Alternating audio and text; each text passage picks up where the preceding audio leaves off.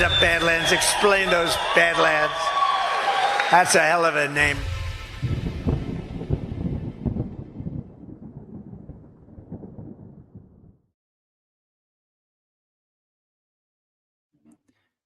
Greetings, everybody, to this special edition of, I was gonna say breaking history, but it's not breaking history. This is something kind of other. It's a trial. I've been making a lot of documentaries, as some of you know. My wife and I, we've got the bug, and we found a couple of really good collaborators over the last couple of years that have helped us transform a lot of our writings and our research into multimedia productions, which I think is a very good. I was gonna say, what do you want to call it? Like a healthy gateway drug. A lot of people don't have the mental stamina necessarily to read giant essays, especially in this culture. But I figured that the passion to read, to do the extra heavier lifting, needs to be stoked somehow. And documentaries, if they can be made beautiful, then you can pack in a lot of big ideas and maybe inspire people to want to do the deeper diving, to get the bigger lung power, to go into the depths and pull out those pearls that you can only find by going far down. And so it's been fun. It's been a fun voyage. And I pitched it to John after Gordon and I, in our last chat, briefly touched upon in the last episode of Breaking History. We were briefly touching upon some of the developments around the Arctic and the importance of the Bering Strait as a strategic focal point that could feasibly change human history for many generations to come, and which many people don't know this, especially if you're somebody living in North America, especially if you're in Canada. This is not something that you're allowed to really be very passionate or connected to by virtue of the education system, which is designed to keep us in a very, very plebeian, disempowered mindset with no appreciation of what caused all of the major developments over the past hundreds of years, especially the last 150 years. So I'm going to say something a little bit about that. But this documentary, The Arctic Theater for War or Cooperation, was something we pulled together last year in order to really get across. You know, at this point, Biden was still in power. It really wasn't certain what the future would hold. But I've known that this is a very important, again, a very important strategic pivot.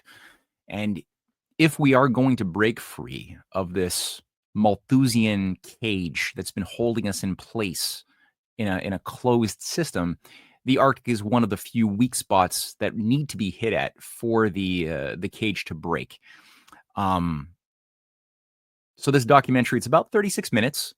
It was I was happy to discover that it was recently accepted in a Russian film festival that will be taking place next week in Sochi. So I'll give people some feedback, hopefully from the ground in Sochi next week at some point. So there is a hunger for understanding what the hell is this Bering Strait project idea. Where did it come from? How did it influence the creation of Canada as we know it? Because there is a major fight. There was a major fight during the Civil War that was not simply located to the states of the Union, but had an international perspective over what the nature of humanity was going to be in the Arctic, and specifically Lincoln's proposal in Congress as an act passed and given full support by the Senate and the Congress in 1864 to extend telegraph lines and infrastructure through the Bering Strait with the planned purchase of Alaska by the Russians, who had at that time still owned it. That was something which caused many an evil oligarch to lose many a night's sleep. And the entire battle over what this North American region was going to be. Would it be a monarchy? Would Canada become a republic? Would it join the USA? That was all a big question mark. So we know in general terms where things derailed. And hopefully with the current discussion that's been taking place, especially in the wake of Kirill Dmitriev's release of a 350-page dossier about a month and a bit ago, with this dossier that pertains to the Soviet files pertaining to the murder of JFK. One of those important and very well circulated pages, it features, I'll just show it actually, I have it right here, an image of something I think most people here watching this live stream have already seen. It's essentially this. This is one of the pages that says the Kennedy-Khrushchev World Peace Bridge could and should be built between Alaska and Russia at once. So how this drawing from an American civil engineer in 1962 found itself in the JFK files, I'm not too sure. But again, it did force some conversation to happen in an interesting way. So this documentary that we've done, I'm very proud of it. Cynthia, myself, Jason Dahl put an immense amount of effort, and I'm so happy that it's getting some traction in Russia. Earlier on this year, in January, it was featured on One America News on several installments, so that was also fun. And I'm hoping that more and more people can speak cogently about this very important project that could, again, reshape everything in very positive ways. I'm going to first read a couple of ads, sponsored because today's show is a special. Was made possible by a few very important supporters of Badlands Media. I'm going to read those two ads before we get into anything. And also, I want people to think as they're watching this this film, to think about any questions you might have. I want this to have ideally a bit of engagement, so you can type in. I've got two screens in front of me. I usually don't do this. I usually don't pay attention to the Rumble chats because I'm not good at multitasking. But I don't have Gordon here. I'm solo, so I have to. So I'm going to try my best to keep my eyeballs at the chats. And if people do have questions or any thoughts to contribute after this film is finished, pop them there, and I'll do my best to treat that in any way I can. So before anything, let's quickly read the first of today's two ads, which is, here we go, SLNT. Let's see what SLNT Faraday is. Oh. Introducing SLNT. Empower your right to disconnect with SLNT Faraday cage bags. In a world where tech never sleeps, our mission is to keep you safe, private, and healthy. Our patented technology shields your devices from hacking, tracking, and EMF radiation, giving you autonomy over your digital life.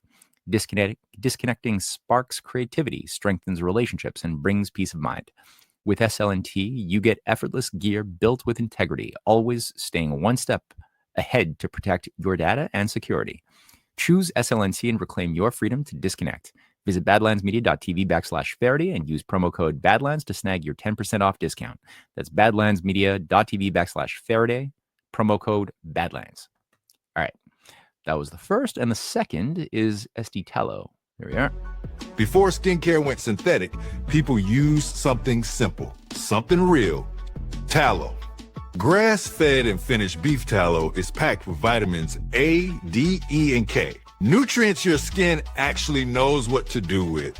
It locks in moisture, restores elasticity, and defends against winter dryness. No water, no preservatives, and no BS. Unlike plant oils or chemical creams, tallow mimics your skin's own structure. Elbows, hands, knees, post-shave, anywhere your skin's crying for real moisture. Perfect for gifting or keeping your own skin soft when the cold hits. Visit softdisclosure.com and use promo code Badlands for 15% off. Ancient care, modern truth. Soft disclosure. Oh, that kind of cut off kind of abruptly, eh? Well, get your soft disclosure tallow today. That's the message. All right. So, without further ado, I'm not gonna yap on endlessly here. Let's just get the show on the road. I'm hoping that the stream. I've never streamed a full-length film before, so I'm really hoping that there's no tech issues. So this is gonna be it. Any final words? So like I said, yeah, think about questions. Think about also helping to circulate this if you're moved by what you're about to see. I'm going to have a link to the full documentary on Rumble that people can share with their friends, their family, and just broader social network. And otherwise, I hope you enjoy it.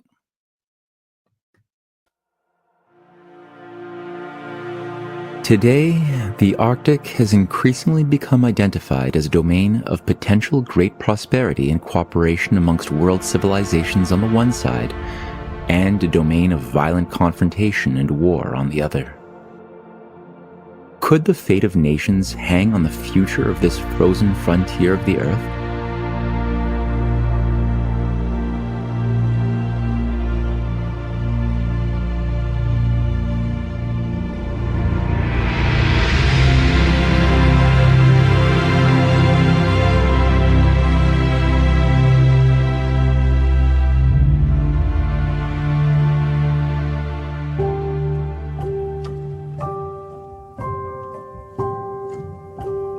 In 2024, Canada unveiled a new security doctrine calling for long-range missiles stationed in the Arctic.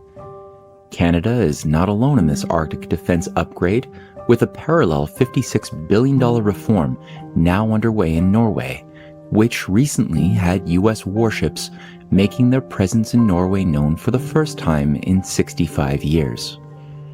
The extension of a long-range missile shield into Canada's Arctic would extend an aggressive ballistic missile shield that has already been developed encircling Russia and China, accompanied by an expanded NATO alliance, which has grown from 15 to 31 member states since the collapse of the Soviet Union.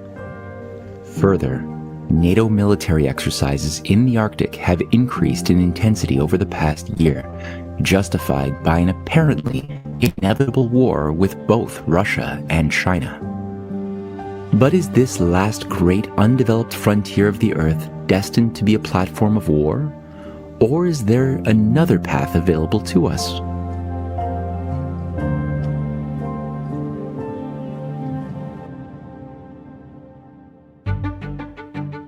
In 2007, the Russian government first voiced its support for the construction of the Bering Strait rail tunnel connecting the Americas with the Eurasian continent. In 2011, the Russian government restated its pledge to build the $64 billion project. Sadly, on both accounts, its message was ignored. In 2014, China gave its support to the program for building railways and advanced new development corridors uniting the new and old worlds. In 2019, this vision took on the form of the Polar Silk Road, extending rail and ports in the Northwest Passage, which offers to cut over 10 days of travel time for goods between Europe and Asia. And in 2020, former President Donald Trump gave federal support for a long overdue Canada to Alaska rail connection as a driver for an Arctic development initiative. So yes, another paradigm does exist for this vast territory, rich in resources and potential for cooperation. But has this view of the Arctic emerged as if from a vacuum in recent years? Or does this positive vision represent a major theme shaping the last 180 years of recent history? To begin to answer this question, we will travel back in time to an incredible diplomatic maneuver that saw Alaska sold to the USA at the end of a bloody civil war.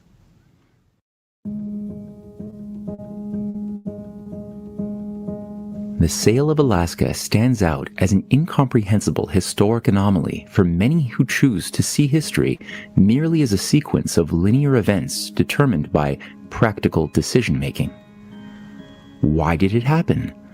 What motives did Russia have for selling this vast expanse of territory, so rich in resources, to the United States? Most people have come to believe that Russia and the USA have always been natural enemies, and thus this question becomes additionally perplexing. However, the answer will astound you. The year was 1853, and the world was falling into chaos. The Ottoman Empire was slowly failing, Russia was sliding into war, and the USA was heading towards its own existential civil war. Unbeknownst to leaders of both countries, a grand trap had been set.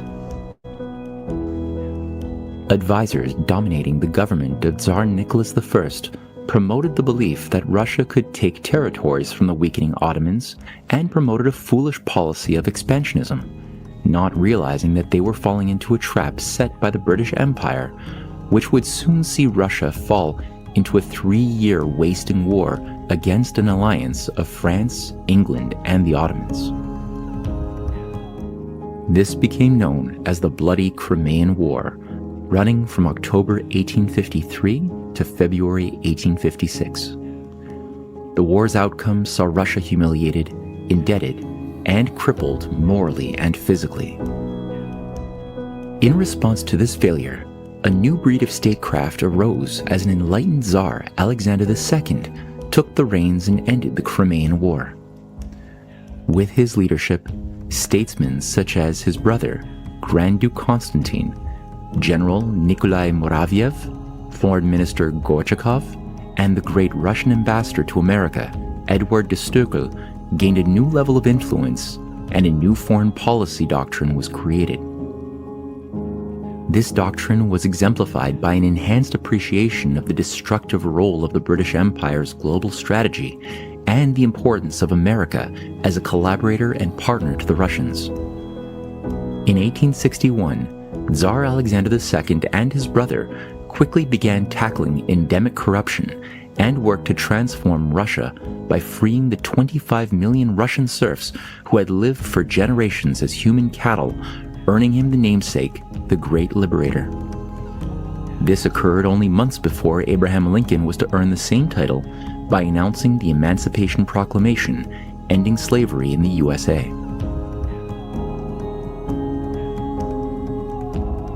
Despite the fact that neither man ever met each other in person, the U.S. Russia Alliance that they established changed the world in ways that have still not come to be realized 170 years later. The British Empire was petrified that a Russian-American friendship would set into motion a great power alliance capable of undoing its global hegemony. Russia and the United States had already developed a historic bond with Tsarina Catherine the Great, leading the League of Armed Neutrality that guaranteed U.S. victory against England in the 1776 Battle for Independence. And American engineers had helped to guide Russia's construction of its first rail lines connecting St. Petersburg to Moscow in the 1840s under the leadership of George Washington Whistler. One of the few means Britain had at this time to keep these two historic allies from uniting remained its territories of Canada and especially the colony of British Columbia. This colony was then an isolated and bankrupt outpost on the west coast, separated from Britain's other 4 colonies on the east by 3,000 kilometers of undeveloped wilderness, privately owned by the Hudson's Bay Company.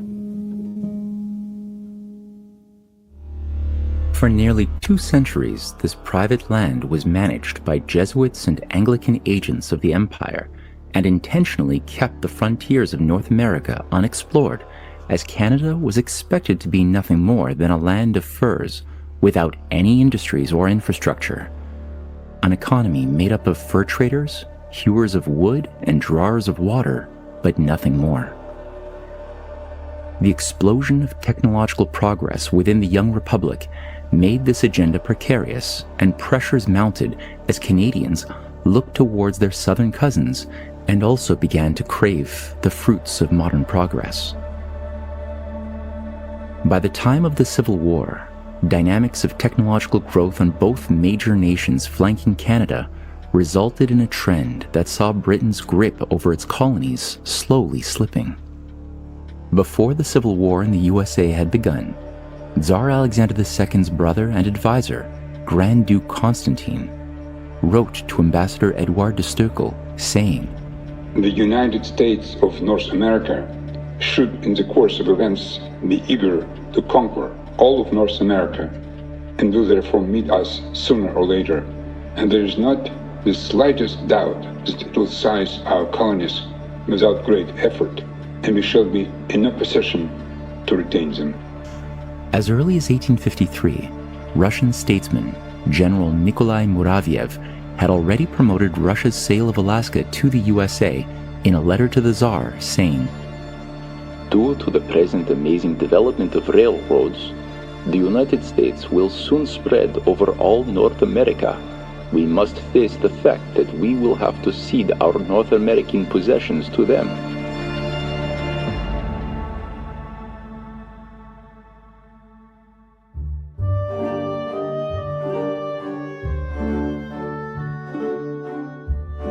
By 1862, the Civil War had begun in full force, and with Britain's City of London and Foreign Office supporting the Confederacy, tides had quickly turned against Lincoln. The British possessions of Toronto and Montreal served as Confederate bases from which dozens of terrorist attacks were launched against Lincoln's Union from the north.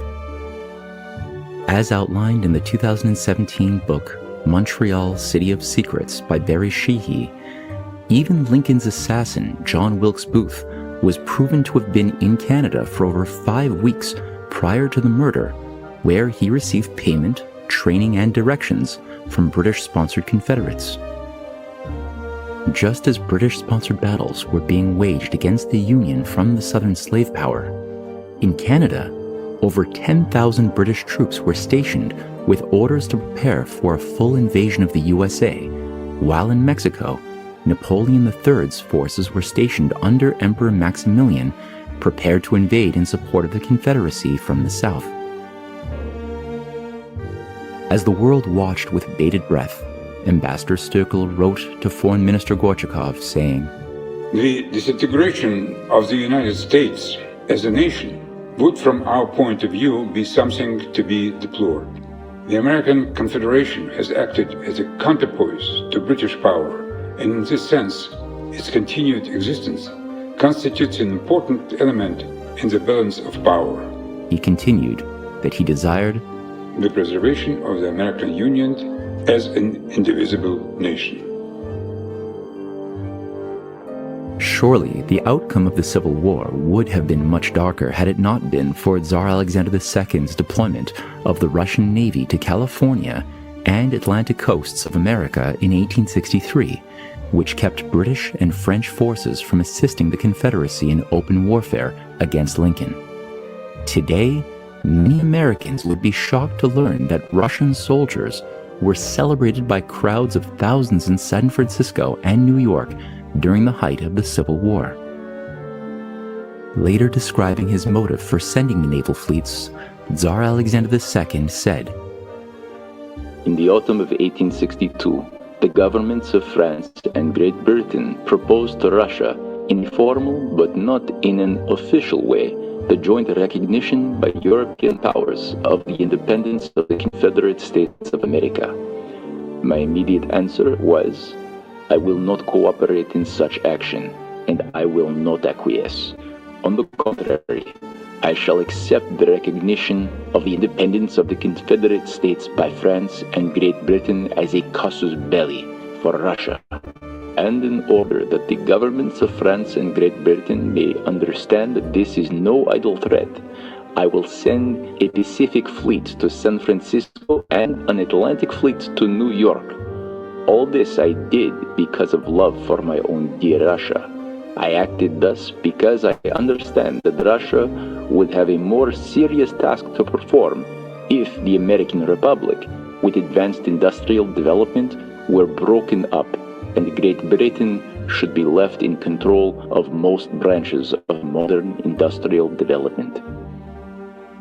By December 26, 1864, as the outcome of the war in favor of the Union was blossoming, Secretary of State William Seward encouraged the Grand Duke Constantine to come to America with the following words: "I think it would be beneficial to us, and by no means unprofitable to Russia.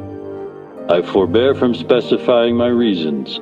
They will readily occur to you, as they would to His Imperial Highness, if his thoughts were turned in that direction."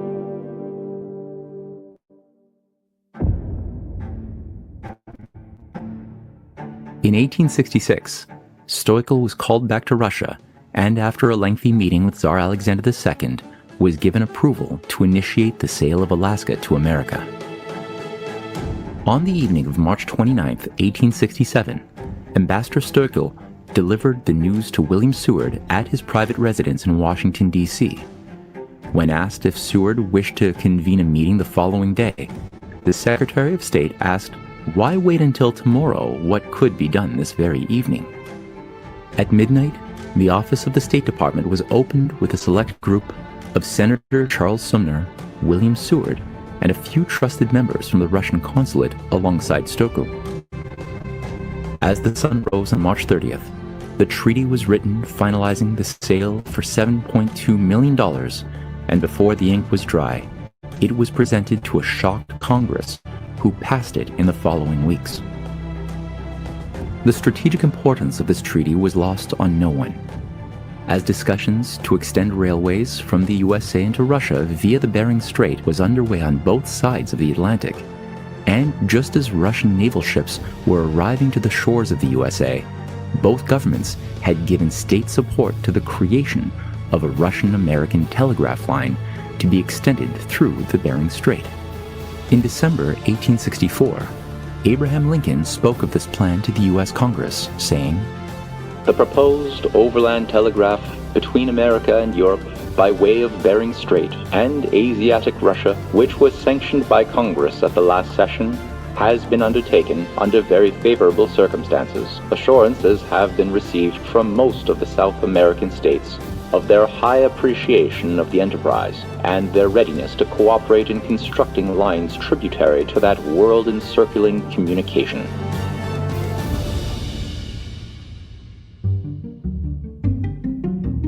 In order to prevent pro-American forces in Canada from declaring independence from a weakened empire, the 1867 British North America Act was signed establishing a North American monarchy antagonistic to U.S. Russian cooperation for the next 160 years. The British hand behind the Civil War was exposed for all the world to see in the Alabama Claims of 1872, which was the world's first international trial, finding the British government guilty of militarily supporting the Confederacy. In recompense for this crime, Senator Sumner and Secretary of State Seward wanted the British to cede all of their remaining possessions in North America.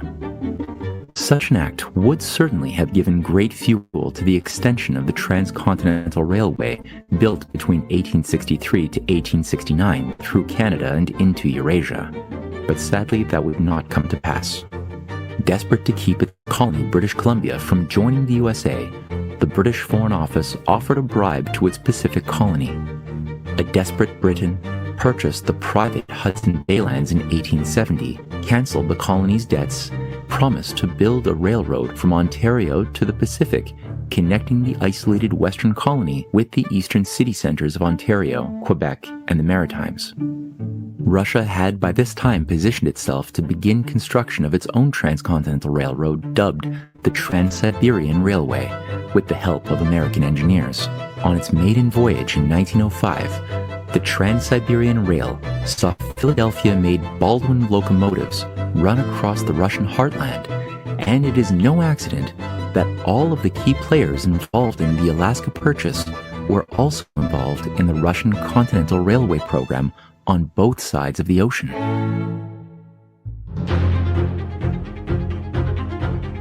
Abraham Lincoln's former bodyguard and first governor of Colorado, William Gilpin, was not least among this group. Gilpin had been known as one of the earliest champions of America's Transcontinental Railway from as early as 1846, and his hundreds of speeches, published maps, and writings went further than any other statesman of the day to concretize what those international public works would look like. Describing his grand design for international public works, Gilpin wrote in his widely read 1890 magnum opus, The Cosmopolitan Railway, "Railways continue to extend themselves, soon to become a universal system over all the lands of the globe. We have seen the energies of the American people bringing into line and into use these new powers. Span the continent with the Pacific railways, they will continue to expand their works to Bering Straits, where all the continents are united. To prolong this unbroken line of cosmopolitan railways along the latitudinal plateau of Asia, to Moscow and to London, will not have long delay." Within his 1890 book, Gilpin continuously emphasized his long-held belief that the inevitable awakening of China would be the basis for the renewal and salvation of the West. "In Asia, a civilization resting on a basis of remote antiquity has had indeed a long pause, but a certain civilization, although hitherto hermetically sealed up from European influence, has continued to exist. This ancient Asiatic colossus in a certain sense, needed only to be awakened to a new life, and European culture finds a basis there upon which it can build future reforms. By 1906, Tsar Nicholas II of Russia began to support the plan for the American-Russian Bering Strait Tunnel, officially approving a team of American engineers to conduct a feasibility study.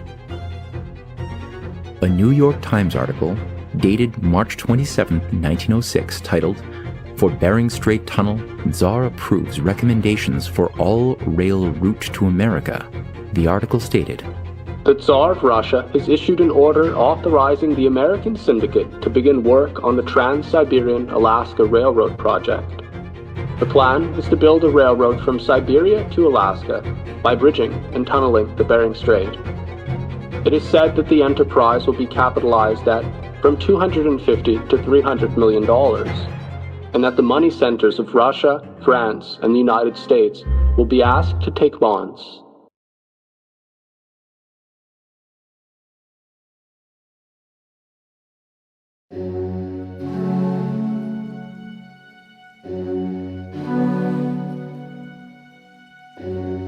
Sadly, instead of seeing a world embrace this vision for world cooperation, an age of assassinations and regime change was instead unleashed as the world slid chaotically into two world wars.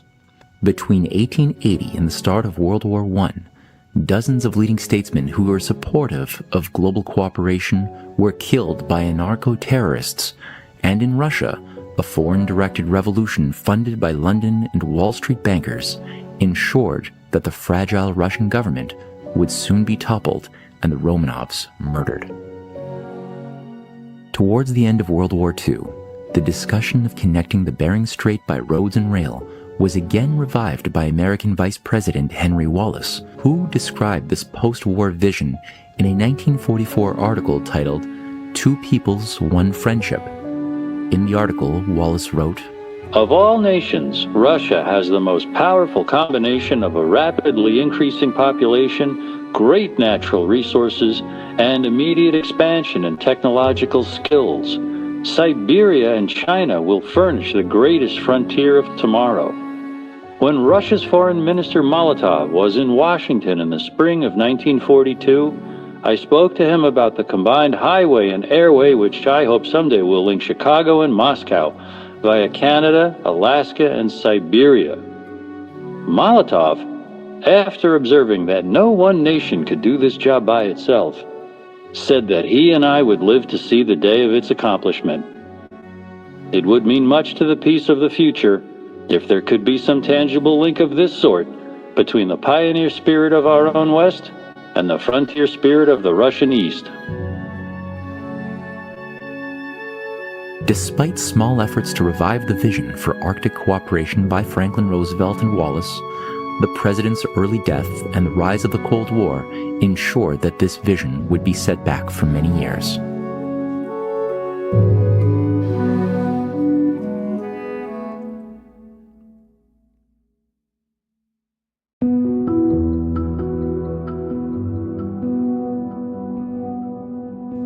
Ultimately, the opening up of the Arctic as the new frontier of human development requires that Canada learn from Russia's plans to build 5 new advanced nuclear-powered cities, as outlined by former Russian Defense Minister Sergei Shoigu in 2021.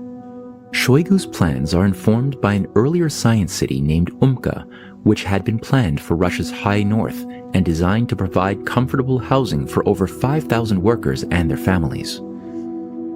These workers would be engaged in both scientific as well as industrial work, as the Arctic Passage is quickly becoming an alternative to the Suez Canal, and will see a 5-fold increase of shipping traffic between Asia and Europe, according to current plans.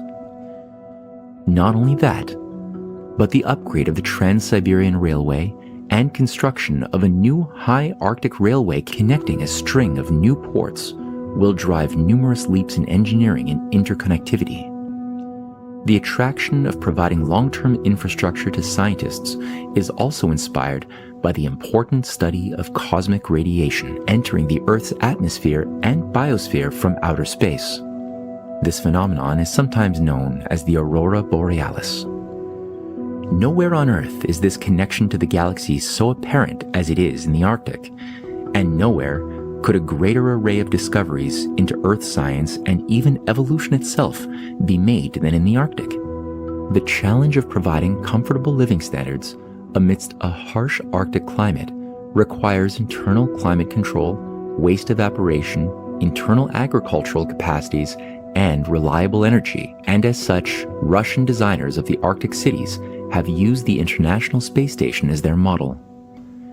This model city of the future echoes back to the planned domed city of Frobisher Bay in a territory that has come to be called Nunavut, which Canada's Prime Minister John Diefenbaker had committed to build as an integral component to his 1958 Northern Vision campaign. John Diefenbaker proclaimed this Northern Vision in 1958, saying, "This national development policy will create a new sense of national purpose and national destiny. One Canada wherein Canadians will have preserved to them the control of their own economic and political destiny. Sir John A. Macdonald gave his life to this party. He opened up the West. He saw Canada from east to west. I see a new Canada, a Canada of the North." Frobisher Bay's design, as produced by the Department of Public Works, announced a domed city encircled by 12 large towers housing 4,500 workers and their families, connected by an underground network of tunnels. In order to ensure that this city were truly one of the future, recreation facilities, shopping centers, and other amenities were included to ensure that the comfort of Toronto would be something accessible even in the Arctic. Ultimately, Diefenbaker's Northern Vision, which incorporated a bold roads to resources and frontier science program, was to be funded by a rechartered Bank of Canada. Diefenbaker's brilliant financing approach took a page from Alexander Hamilton and Lincoln's greenback system, which involved public bonds issued by Canada's National Bank in order to connect both old maturing World War II victory bonds as well as new bonds directed towards Canada's development. Diefenbaker's vision for a true national credit system was encapsulated in his 1958 radio announcement. This, the largest financial project in our history, offers an opportunity to all holders of victory bonds which were purchased as an act of patriotic faith during the war years to reinvest them for the greater development of Greater Canada. These monies that were advanced during the days of war and which contributed to the victory, we now ask to be made available to speed the pace of peaceful progress and the program of national development. The action we are taking will make it possible for our nation to embark on a new era of peacetime prosperity, far and beyond anything we have ever known. While this national credit and Northern Vision program was sabotaged by a coordinated operation from London, Diefenbaker's strategy is just as applicable today as it was in 1958.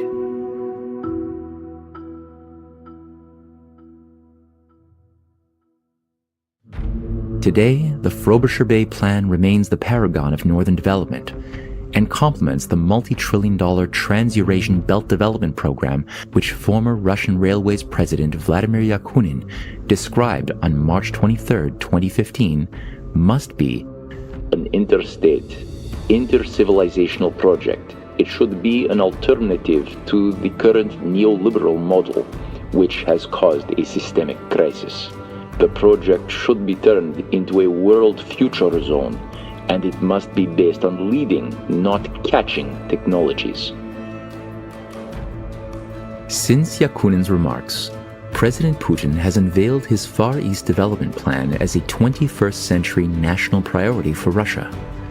The development of new cities, mining, transportation corridors, and oil and natural gas of Russia's Far East represent one of the greatest boons for economic investment during the coming century, and already features an array of partners from China, Japan, South Korea, India, and other APEC nations. In May 2016, the University of Calgary's School of Public Policy published a study by Andrei Suzenko and G. Kent Fellows called Planning for Infrastructure to Realize Canada's Potential, the Corridor Concept. This brilliant report outlined a vision for a North American development not seen in over 60 years, as its authors wrote. The Northern Corridor would be approximately 7,000 kilometers in length. It would largely follow the Boreal Forest in the northern part of the West, with a spur along the Mackenzie Valley, and then southeast from the Churchill area to northern Ontario and the Ring of Fire area. The corridor would then traverse northern Quebec to Labrador, with augmented ports. The right-of-way would have room for roads, rail lines, pipelines, and transmission lines, and would interconnect with the existing southern-focused transportation network. This work inspired the establishment of a study commissioned by the Canadian Senate Committee on Banking, Trade and Commerce, chaired by David Tkachuk in 2017, which produced a policy document called National Corridor, Enhancing and Facilitating Commerce and Internal Trade. A visionary, future-oriented infrastructure initiative, such as the proposed Northern Corridor, would give rise to significant economic opportunities for Canada and would play an important role in the development of Canada's northern regions. Because an initiative of this scale and scope would likely take decades to complete, the federal government, on a priority basis, should ensure that a feasibility study on the proposed Northern Corridor is undertaken.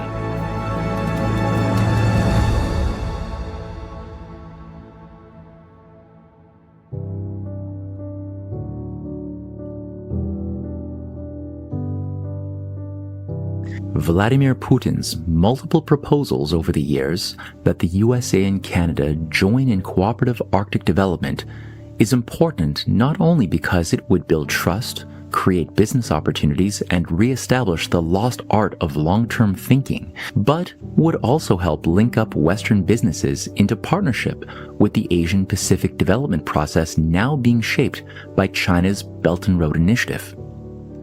Today, Russia's Trans-Eurasian Belt development is fully integrated into China's One Belt, One Road program and provides a model upon which the Northern Vision can be reawoken, bringing Canada into alignment with the BRICS on Arctic development, space, and nuclear research. The Alaska-Canada Rail Corridor, last endorsed by President Donald Trump with support from the government of Alberta in 2020, with the construction of a development corridor extending 80 kilometers on each side of the railroad, the long overdue Alaska-Canada rail connection can positively transform the region and the peoples living there in its entirety. Power lines, new cities, fiber optic lines, and where necessary, fresh water pipes would be encased within the corridor. Cities, population centers, manufacturing, and scientific agriculture would be fertilized and harvested in this corridor as well. North America's abundant but largely untapped mineral and raw material resources would finally be made accessible by rail link and roads out of the frigid ground for rational use by humankind.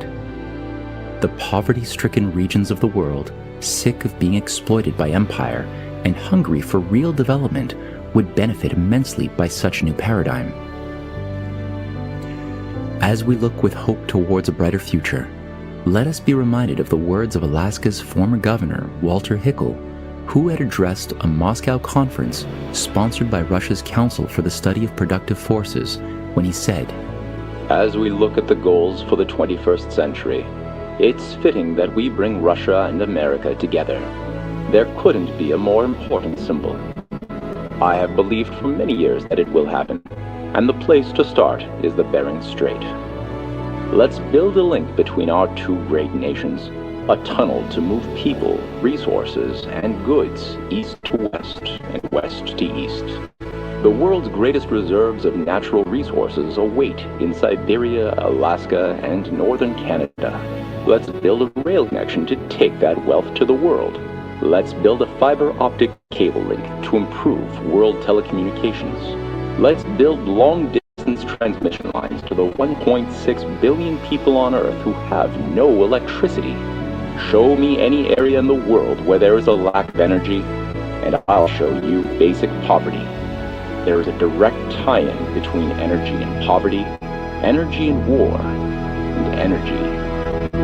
And peace, and peace, and peace, and peace, and peace, and peace, and peace.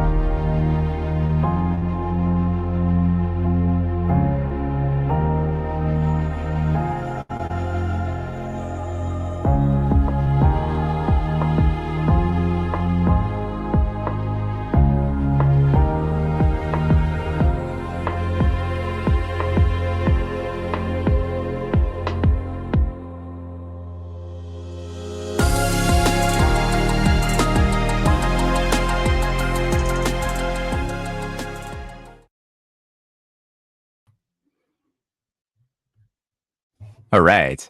I don't know why my video is so small. There's probably something I'm doing wrong here. Nope, that's not it. I'm just pressing buttons right now to try to figure out how I can get my video. Hey, there we are. Hi. Hey, everybody. Well, that was it. Again, it was about 36 minutes. We packed a lot. It was a big challenge because the content was vast, but I think the gist was communicated. I'm just glancing over as I'm trying to, like I said, I'm trying to learn how to talk into the camera while at the same time looking over at the live chats. And hey, as I'm speaking, Team Smooth, thank you, Team Smooth, just kicked in a $7 tip for that film. That's very nice of you. Thank you so much. So yeah, this is definitely something very close to my heart. And as I put into the video, I don't know if people caught that, but at the very end, we chose to dedicate this to the memory of the late, great Lyndon LaRouche, who died back in 2019 at the ripe old age of like 98. And for those who don't know, this is how I originally encountered this project. It wasn't through the school system. It wasn't through any, mainstream channel that I became familiar with this program, but it was rather after I was kind of going crazy way back in 2005, 2006, when I was I was starting to learn how to wear my tinfoil hat and look at the world from a conspiratorial lens and trying to figure out, how the mind has been prohibited from actually thinking in a more healthy way. So that was my sort of learning curve. And I think, as everybody watching knows, it's a little bit messy and scary at first. Just sort of realizing that most people are conditioned by forces that they don't understand, that mean us very ill, that have very ill intentions. And so I was doing my best. But it was only upon encountering in 2006 in the summertime some representatives in Canada, which is where I live, where I was working, on a lunch break. There was a political table, and I started chatting with a representative. There was a small office of the LaRouche movement in Canada at the time. There was a very robust youth movement happening, and I was provoked into a conversation about trying to stop depopulation. And I figured that I knew quite a bit about the depopulation agenda and broader conspiracies, but I was provoked by the fact that I didn't have solutions. I had no idea what to do. I didn't even really sense that there was ever anything that could be done. And so that impotent mode of thinking was put into was brought to my attention, just how weak my knowledge really was, with the idea that I was challenged with, which is that if knowledge is true, it should come with power to do something with knowledge. If something I'm calling knowledge is accompanied by a lack of power or a diminution of my power to solve problems, it may not actually be knowledge. There might be truthful facts that I was holding, but it couldn't be truly knowledge if knowledge truly is power, and if power also is comes with responsibility.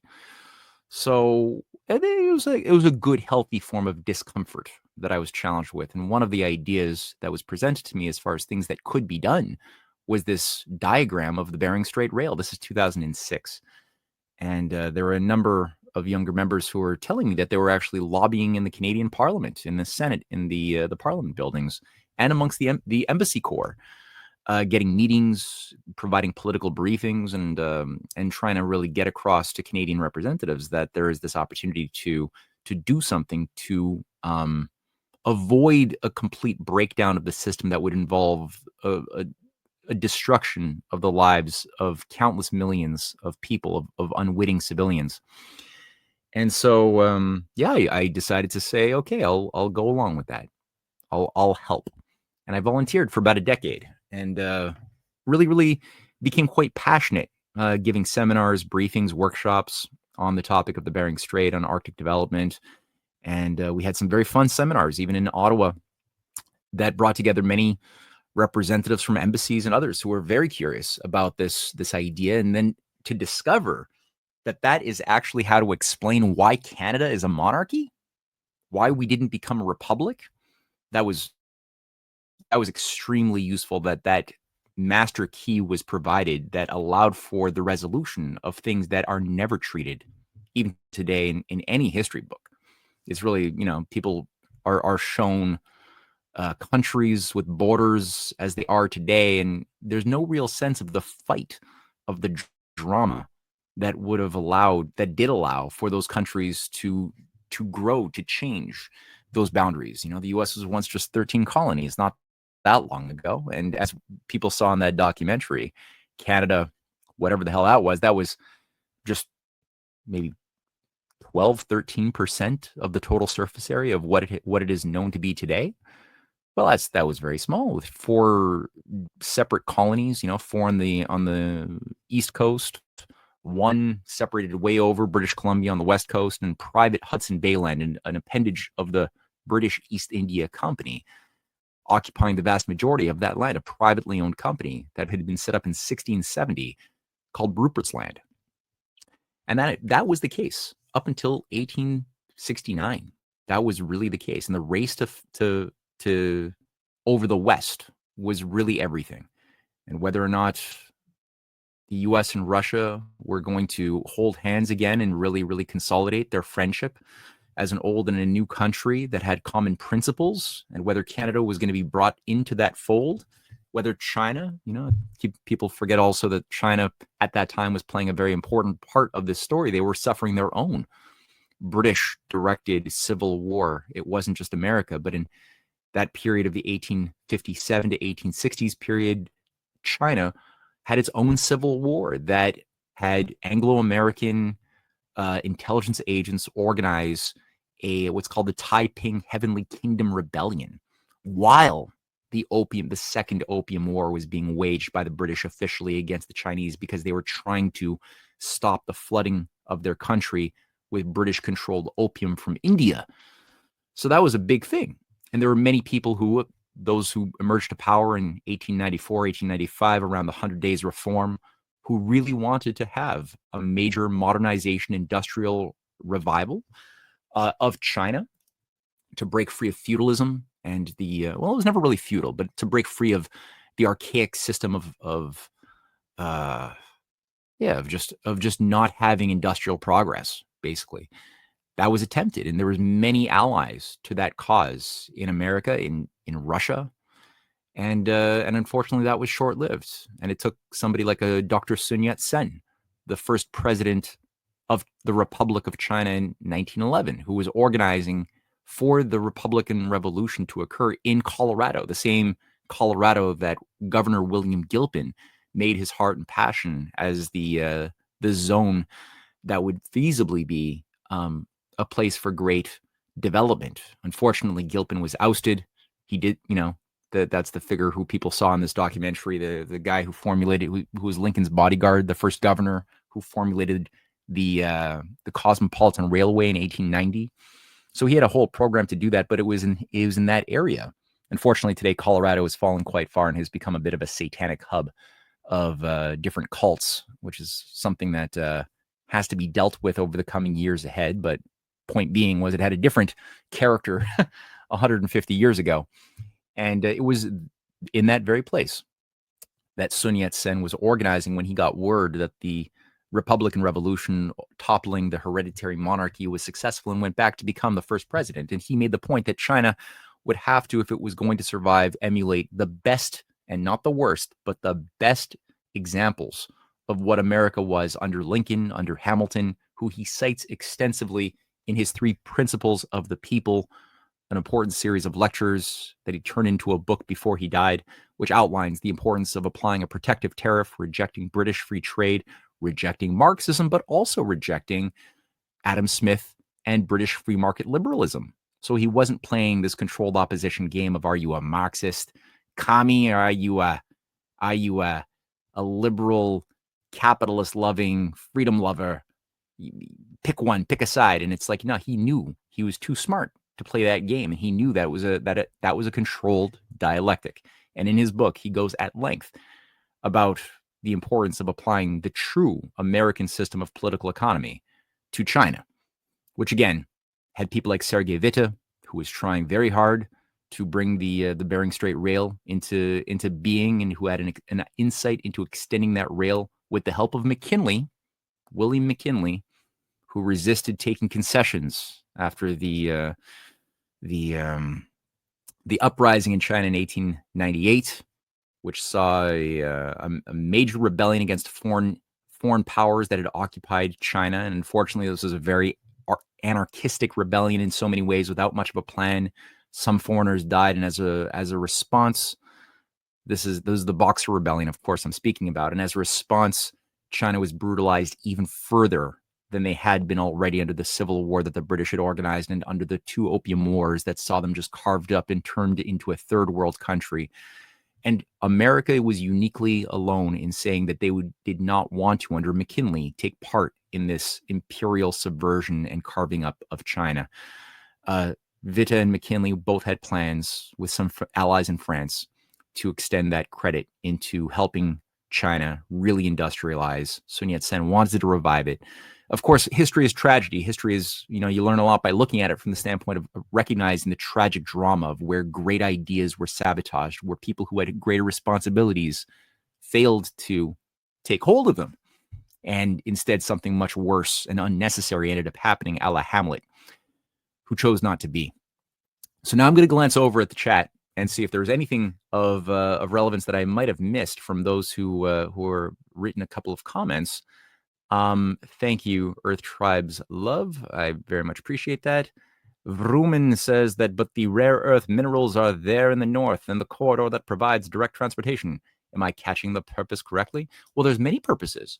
Of course, the rare earths are one of many reasons. There are incredibly abundant resources all over the Canadian Arctic that boggles the mind. Not just rare earths, uranium. I mean, you've got precious metals, but that's less important. You've got very valuable industrial resources on top of the natural gas and the oil deposits. The iron deposits are extremely high quality.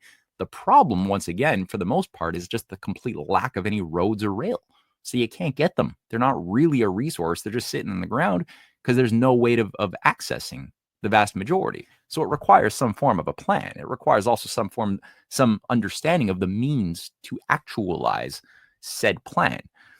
Having a great idea is great, but if you don't have an understanding of how this sort of thing has been built in the past successfully, you don't really know what tools we have available today.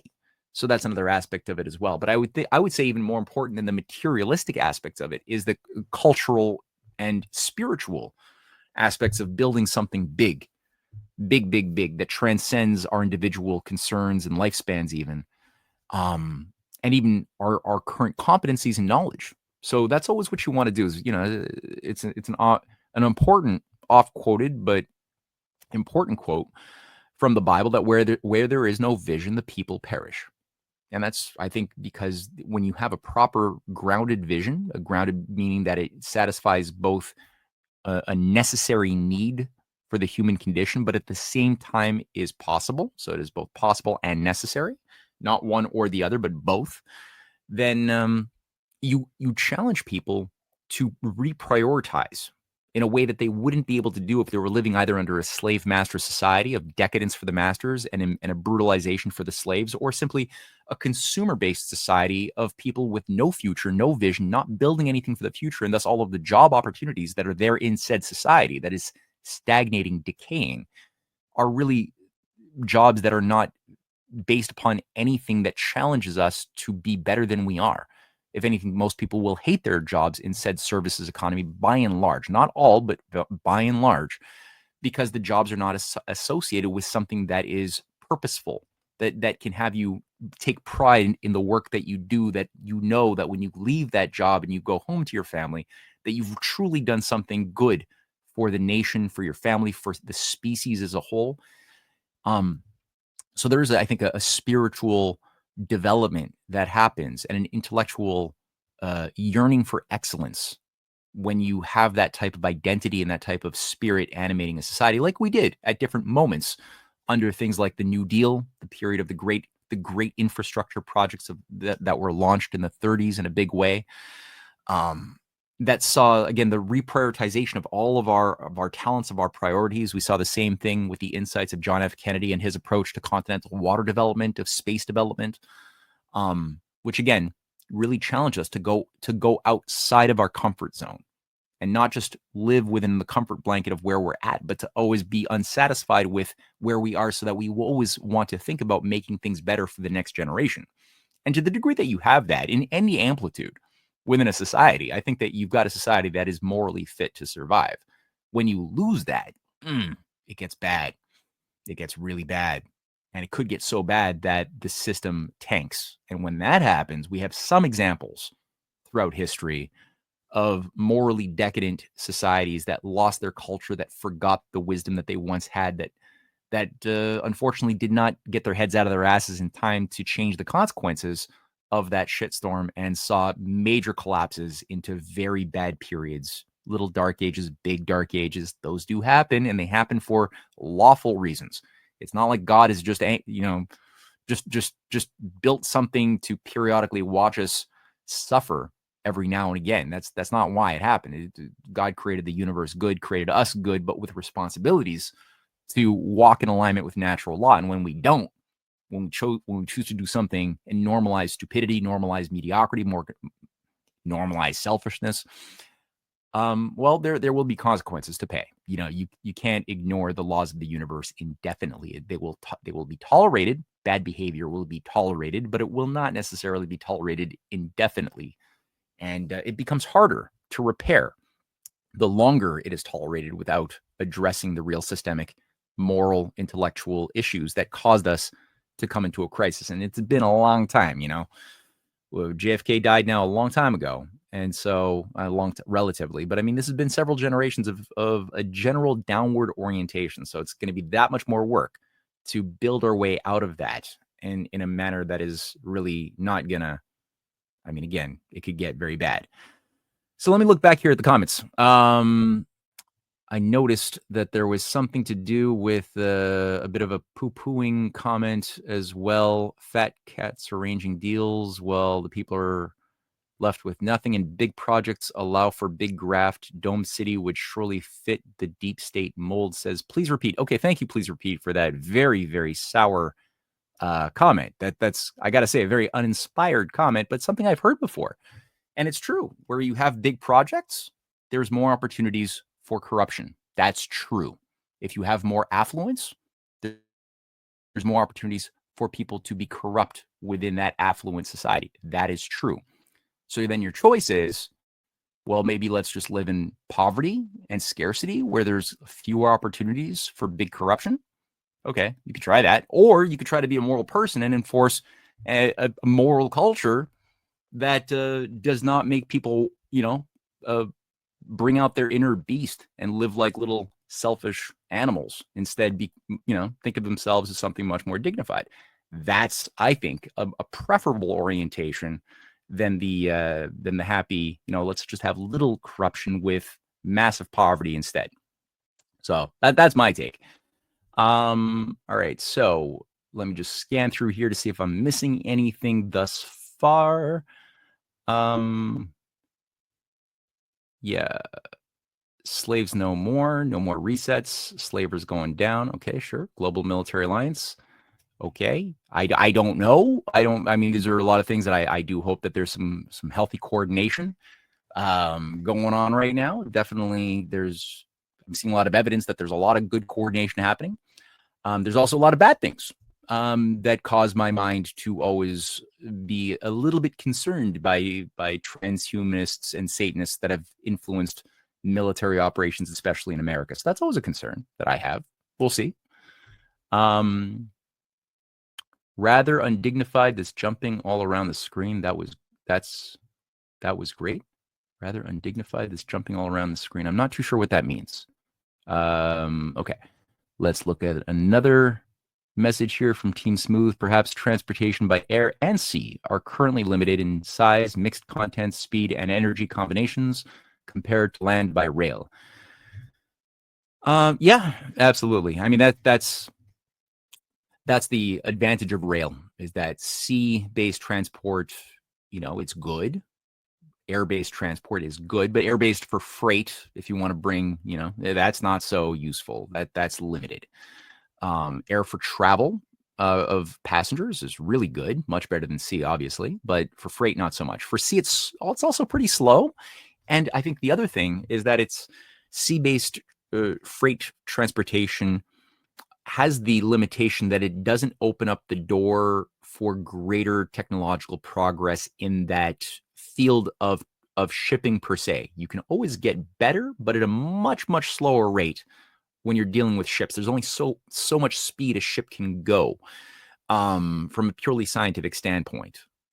There is. It's only so big a ship can become. They can get really big, really, really big, but still there's a limit. Rail, however, does not have those same kinds of limits to potential, and potential is really much more real than the physical sort of reality in some interesting manner. Potential is where there's the space for creativity to live and breathe. Now with rail, you can have modern, different, advanced electrified rail is a nice thing to have. Of course, much of the rail that we have in North America is utilizing 1960s, 1970s technology. It's pretty obsolete. But you can have high speed. China, for example, is 40,000 kilometers. I'm not sure how many miles that is, but maybe 28,000 miles of high speed rail. That's rail that can go anywhere between 300 and 480 miles per hour, which is significant.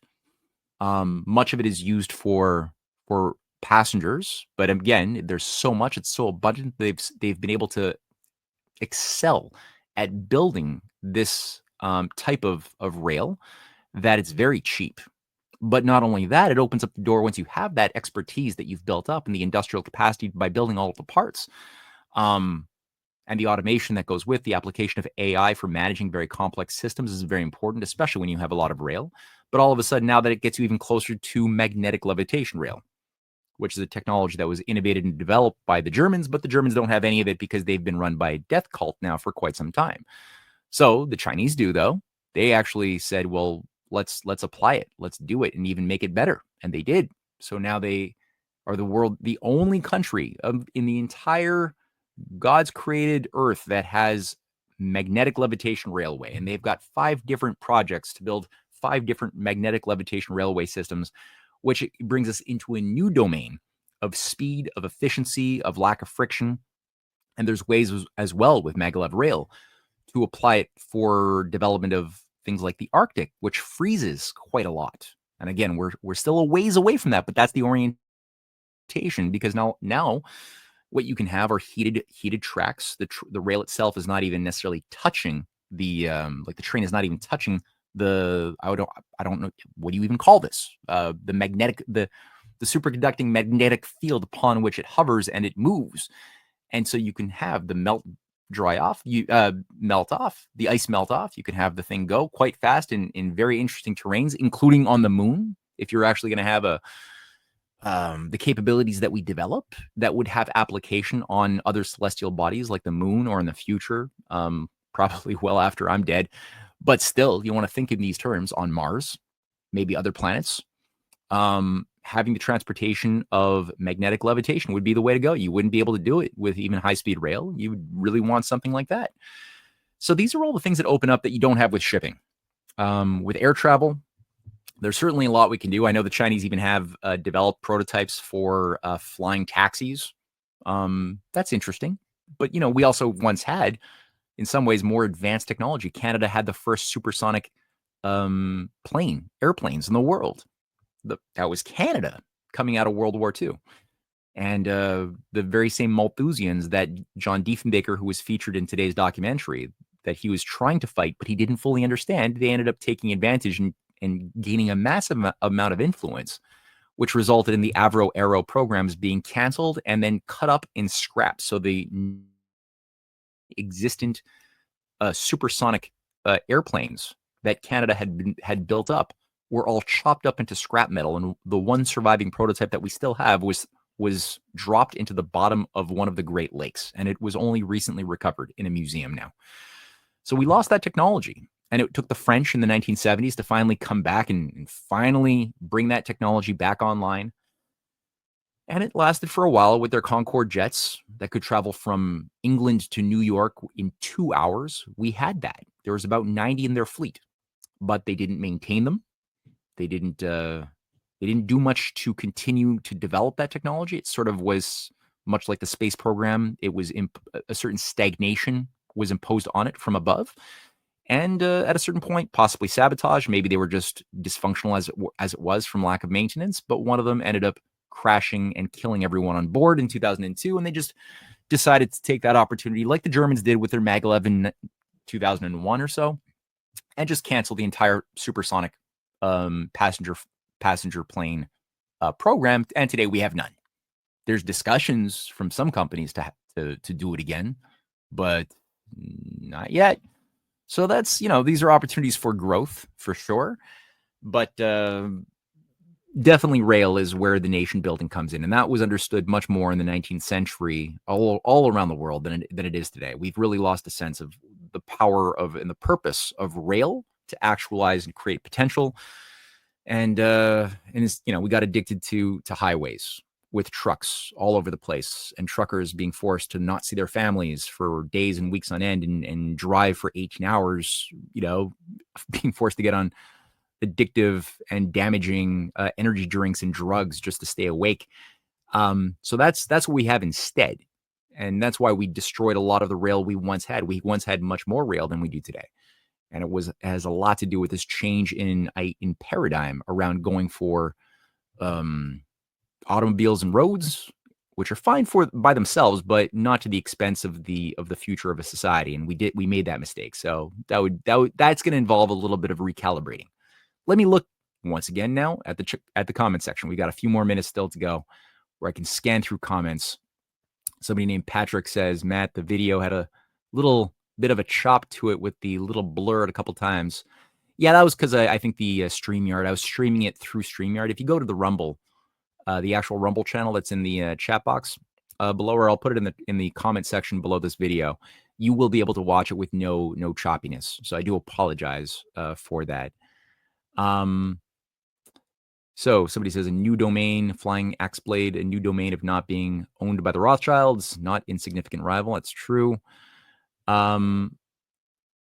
So somebody, Claire Cat, had a couple of clients who traveled regularly on the Concorde. Yeah, I've met a few people who used to use these things all the time, and it's sad. I mean, having to fly 6-7 hours in a plane now when you could just get across the ocean in 2 hours if you really wanted to, that's painful.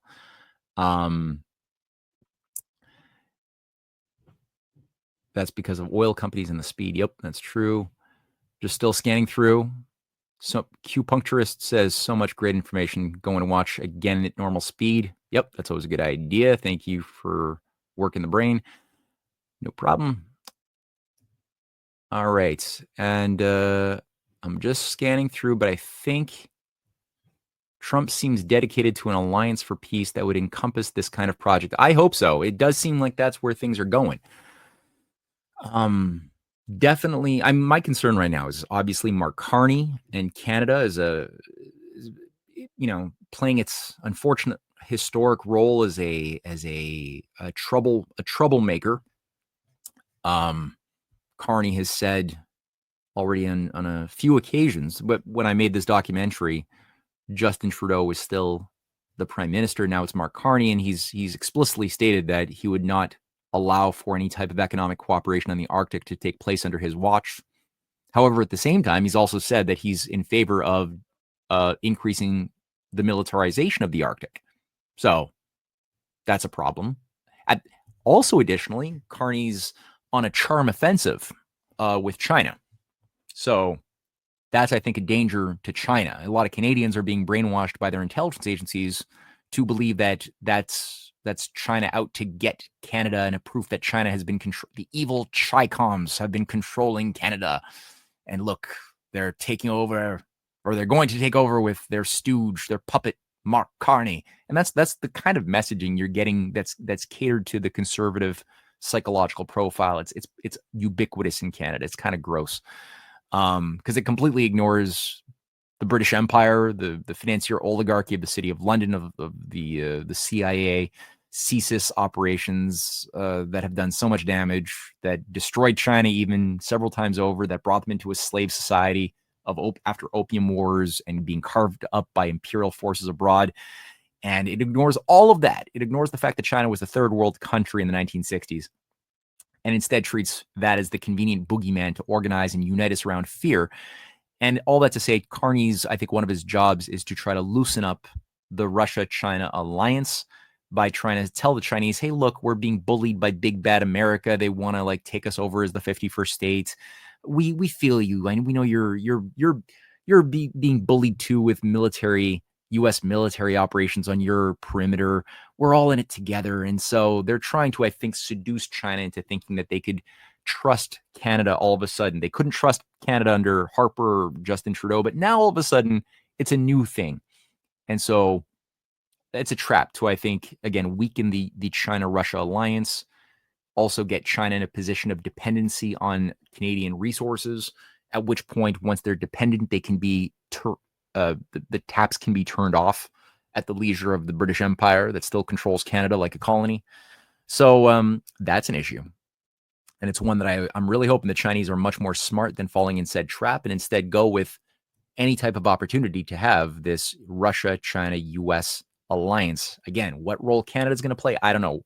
Perhaps here the question of Alberta separatism plays a much more strategic role on the global stage, since the most obvious pathway for developing that rail and that connection between the lower 48 states and Alaska would be through Alberta.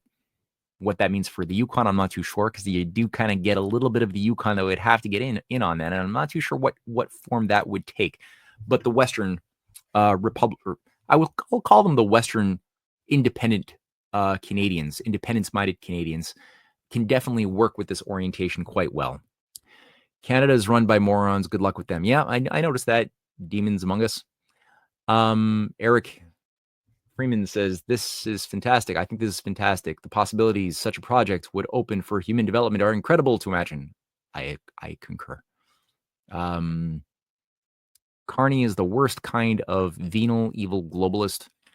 Yeah, he's pretty bad. Pretty bad, yeah.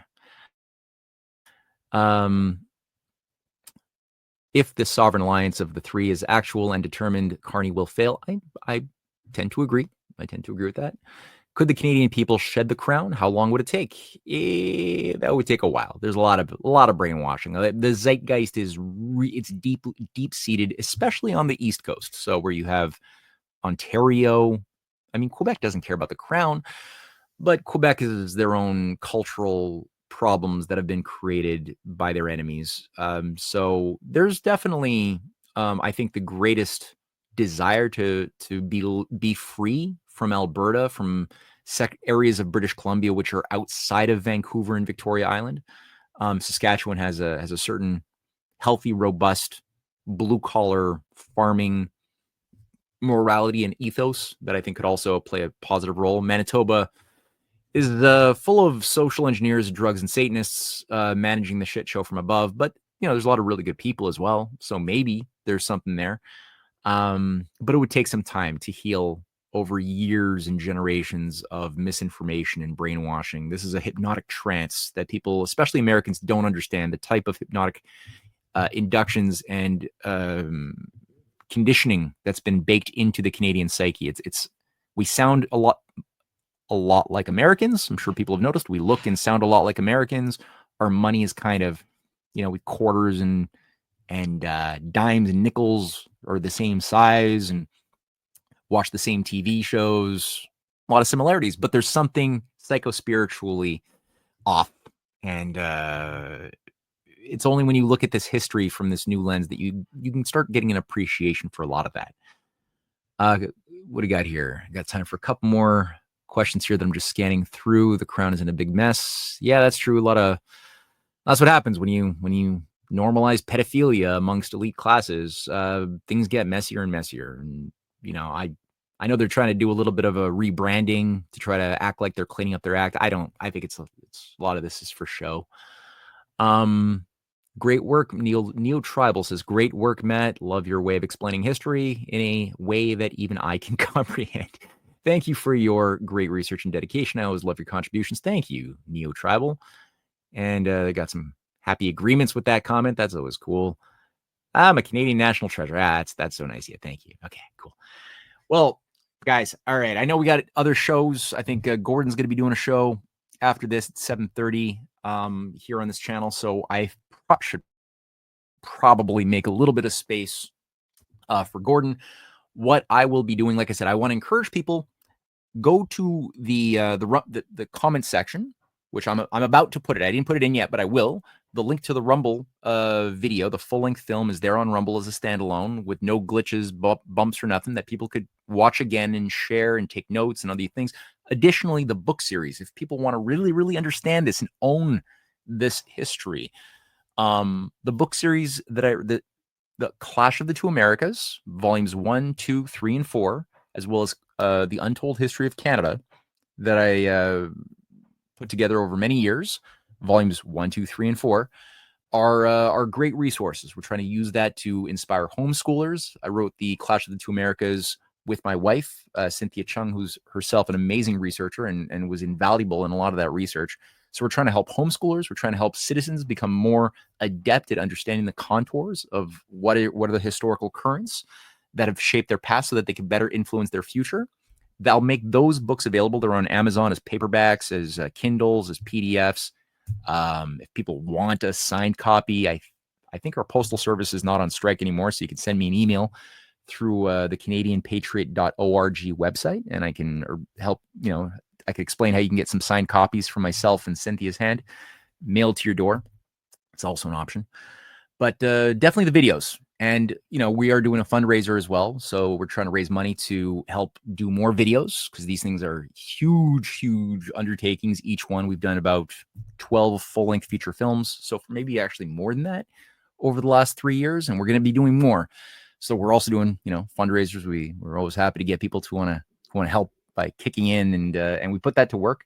And the last thing, on Friday, for those who don't know, we've been working on, with our friend David Gosselin, a poet and filmmaker, a collaborator of ours. We've been working on a film on Edgar Allan Poe.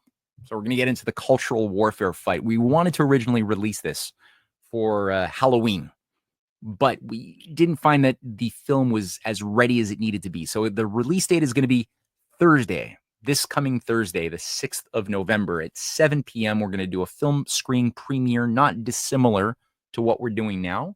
For those who have a ticket, they will receive a Zoom invite. These tickets are like $5 on Eventbrite. I'll make that also a link available in the comment section, or become a paid subscriber to Cynthia or my Substacks. You could do that too.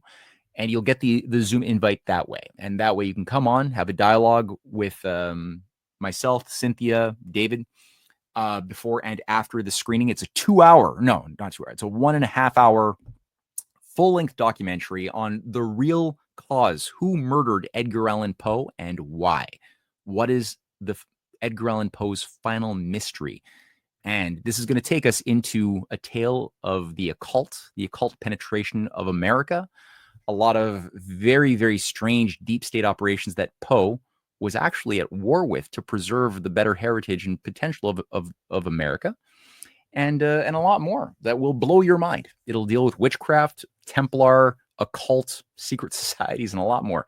So that'll be, like I said, Thursday, 7 p.m. I'm going to put all of that in the next 5 minutes in the comment section. Hope to see as many of you there as possible. I'm just scanning through here. Ghost isn't having a show tonight because family's sick. Oh, damn, I didn't know that. Well, I gotta send him a little message. I had no idea. Still reading Clash of the Two Americas. Content's heavy, bit challenging. Yeah, that's the way. But I'm glad you're pushing through it. That's great. Appreciate that. And background music. Well, you know, it's a documentary. You got to have background music for the documentary. It's a different kind of way of doing information. So, meh. If you like to read more, that's okay, and that's going to be in the books.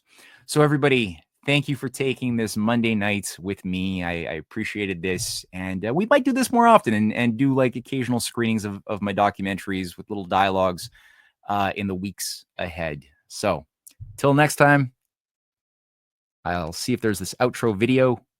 I don't know where it is. No, there's no. I think there is an outro video somewhere here. I should really find it. I'm just going off the cuff here because I'm using a new link. And I don't... Yeah, there it is. I got it. Okay, outro video time. Okay, bye, everybody.